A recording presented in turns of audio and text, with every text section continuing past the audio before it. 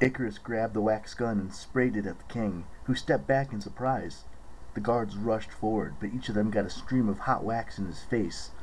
"The vent!" Icarus yelled to his father. "Get them!" King Minos raged. Together, the old man and his son pried open the manhole cover, and a column of hot air blasted out of the ground.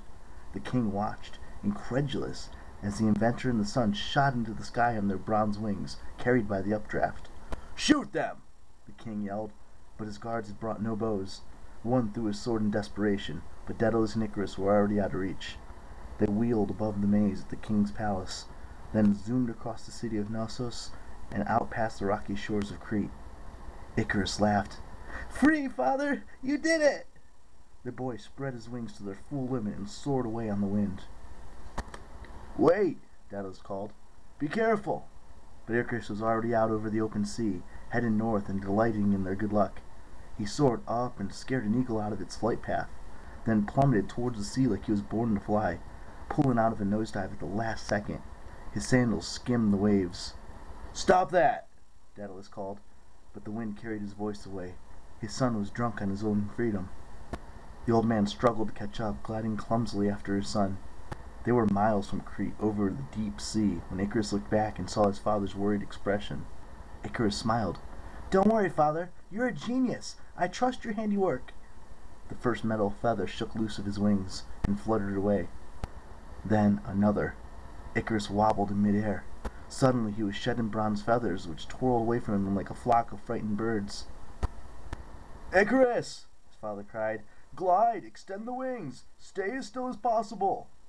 But Icarus flapped his arms, desperately trying to reassert control. The left wing went first, ripping away from the straps. "Father!" Icarus cried, and then he fell.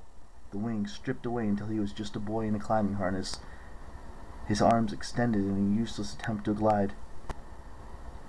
I woke with a start, feeling like I was falling. The corridor was dark.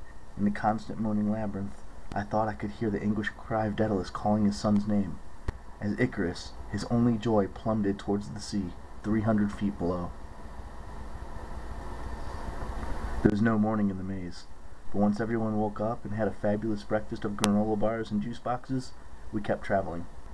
I didn't mention my dream. Something about it had really freaked me out, and I didn't think the others needed to know that. The old stone tunnels changed to dirt with cedar beams, like a gold mine or something. Annabeth started getting agitated. "This isn't right," she said. "It should still be stone."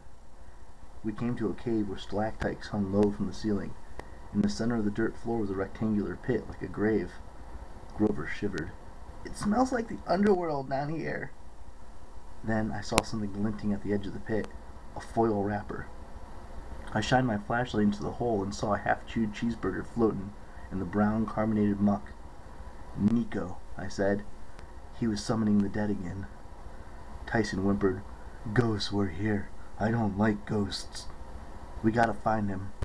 I don't know why, but standing at the edge of the pit gave me a sense of urgency. Nico was close. I could feel it. I couldn't let him wander around down here, alone except for the dead. I started to run. "Percy!" Annabeth called. I ducked into a tunnel and saw a light up ahead. By the time Annabeth, Tyson, and Grover caught up with me, I was staring at daylight streaming through a set of bars above my head. We were under a steel grate made out of metal pipes. I could see trees and blue sky. "Where are we?" I wondered. Then a shadow fell across the grate, and a cow stared down at me. It looked like a normal cow, except for it was a weird color, bright red like a cherry. I didn't know cows came in that color. The cow mooed, put one hoof tentatively on the bars, and then backed away. "It's a cattle guard," Grover said. "A what?" I asked. "They put them on the gates of ranches so cows can't get out. They can't walk on them." "How do you know that?" Grover huffed indignantly. "Believe me, if you had hooves, you'd know about cattle guards. They're annoying." I turned to Annabeth. "Hey, didn't Harris say something about a ranch? We need to check it out. Nico might be up there." She hesitated. "All right, but how do we get out?" Tyson solved that problem by hitting the cattle guard with both hands. It popped off and went flying out of sight.